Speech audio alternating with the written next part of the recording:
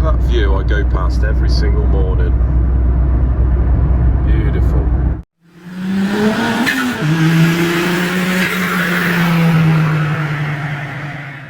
So guys, we're on our way down to work on a Saturday morning. And not only on a Saturday morning, but 8:10 on a Saturday morning.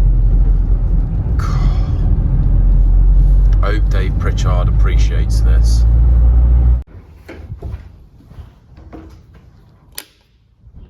Here we go again. So, Dave has turned up with the intentions of me just doing the 6 long studs in this block, and he sprung it on me that he needs these bores taken out another 10 thou. So these are out at 0.25 at the minute, got to go out to 0.5 mil to suit those pistons actually yesterday that I put the valve pockets in. So what I've done, because I've got a Cosworth block that I've set up in the boring bar doing liners at the minute, I've roughed this out on the beam stroker. So I've roughed this out to almost size on the bores, and while it's cooling, we've set it up on here, I've given it a clean, set it up on here, and now I'm going to do the 6 long studs in the middle. And then by the time I finish that, I'm going to set it up again and finish honing it on there. In the meantime, he's got a set of rods which he actually watched one of my videos before on me saying how out of shape that the Cosworth rods can be, or any rod really. So he's bought a set of rods down which again have not been giving any trouble. You know, there's no signs of sort of excess wear and that on the big ends, but we've torqued them up and measured them, and they're about 3/4 of a thou oval or out of shape. So we've just trued those up for him, and he's quite surprised to see that. So so yeah, going to crack on with this and then get it set up on the hone. So this is the block that come from Kent the other day. Now I did say that his name was John, but it's not, it's actually Paul. I was going to call him Dave then, God knows. It's only because, I do apologise Paul, but it's only because I got a couple of Cosy engines from a guy called John. I don't know any Johns from me bloody Pauls at the minute. Anyway, I've just put you see I've done the machine in there for the squirters on this. I'm just going to set this up now on the boring bar and get it chomped out, ready for the ductile iron liners. So guys, Dave's just left. Really nice catching up with him. So if you haven't already, guys, Dave is from DP Motorsport. He's the founder of that company. Get on Instagram and check his stuff out. He's been building Cosworths for years. He's a top guy. And to be honest with you, whenever we have a catch up, as long as Dave's been doing this, and as long as myself has been doing this, and as many Cosworth engines as we do, just goes to show that you never stop learning. There's always, it's a bit like the con rods with the big end housings. Dave didn't realise that really, and why should he if he didn't sort of, if he sends his stuff to machine shop and they don't go about measuring it, and Dave hasn't got the gear, then he's not going to do it. But also, I've learned quite a lot from Dave and the likes of Dave in the past. It's like today he's turned up and he's given me 2 or 3 tips on things to do with Cosworths when they're modifying that I wouldn't have known and I didn't know. So just goes to show you never stop learning, guys, and you're an idiot if you think that you know it all and that you don't have to take any information from anyone else. I'm always glad of information from people that have been in the game a lot longer than I have and got an experience with things that, you know, they've either had bad things go wrong or they've heard about. So top guy. One of the things he did show me, which we've got a customer over there, the one I called John, that is actually Paul. He's got a real fancy inlet manifold over there. I haven't actually unpacked it yet, but I'll show you. So this is the manifold here. What I've got to do is I've got to drill and tap for the throttle body to go on it, but this is going to be hanging off the side of his Cosworth head, his Escort head. Now, we are going to go 26.5 mil ports both sides on Paul's head, and if I just show you this one here, this isn't Paul's, but it's another engine.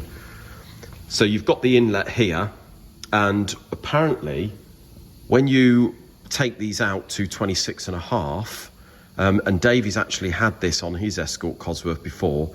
Because of the weight of the manifold and because it sort of gets thin when you port it and match it, here down the bottom gets real fragile and can break. It sort of gets real thin here and it can break across here and actually break this part out. So I think Dave spoke to people like DP Motorsport in the past, and Romain over there, he's a real knowledgeable guy. And apparently what Romain does when he uses an original Cosworth head, he actually welds it up here and sort of gives it some extra thickness if you're going out to 26.5 and putting one of those manifolds on.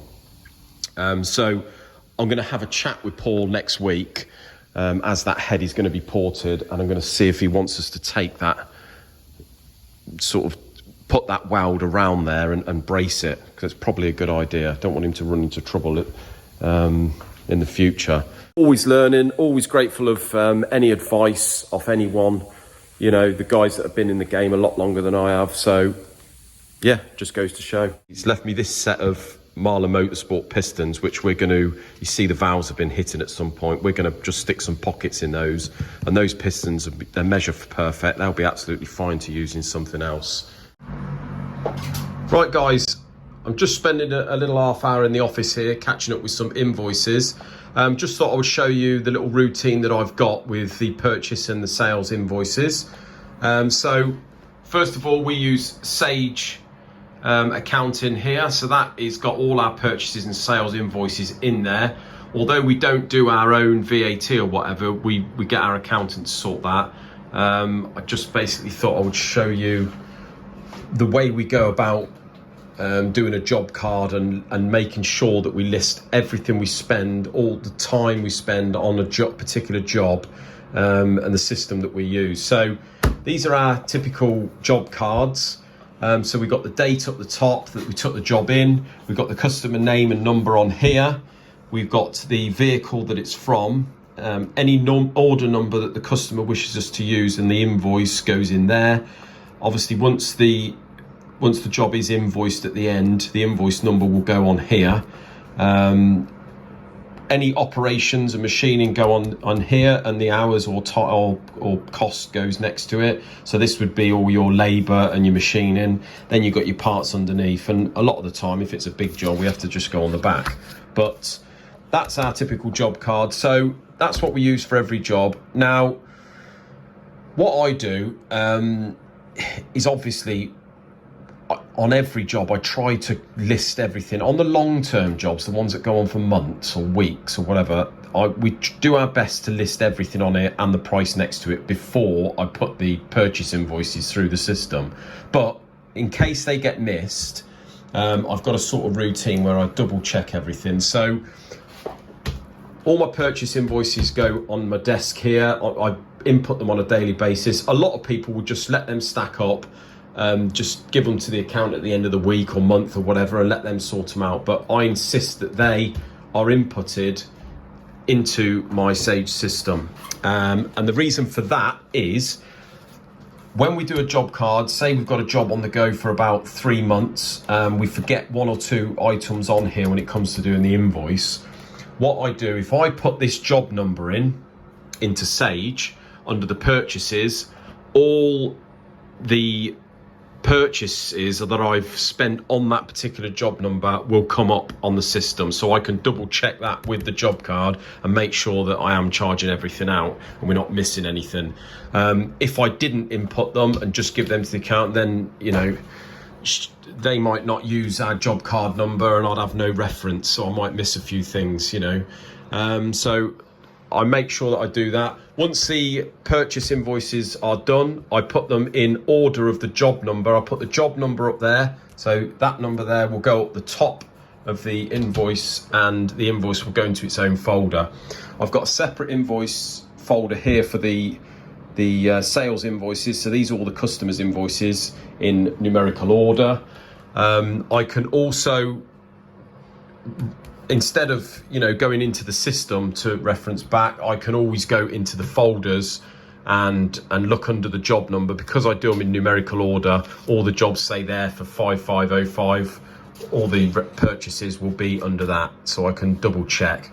Now these folders, we give these to our accountant every week.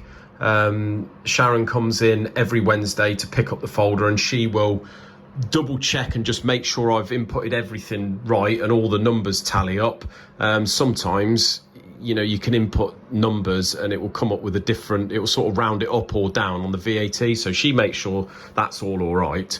And then she also, we do a sales sheet, which you see up there in the top right hand corner. So on that sales sheet, we will put the customer, once the customer's paid, however they pay, we'll put the date, the customer next to it, and what their name is under. We've got the invoice number next to that, the amount they've paid, and the way they've paid next to that. So say all the cash ones and the check ones will be banked once a week. John will go and do that, and then she picks that up along with the purchase folder on a Wednesday, and she double checks that and matches the bank fee. She'll match the bank fee to all the card payments we've took and the cash and the check, and then also go through the bank and see who's paid by backs and match that up. So that's our system, guys. Seems to work. As I say, I input these myself every day, so by the end of the day my desk is clear. I've got no purchase invoice. It's all in that system and I don't miss a penny. And yeah, that's how we get paid. But yeah, thanks ever so much for watching, guys. Until another video, like, subscribe, and I'll catch you again. Cheers.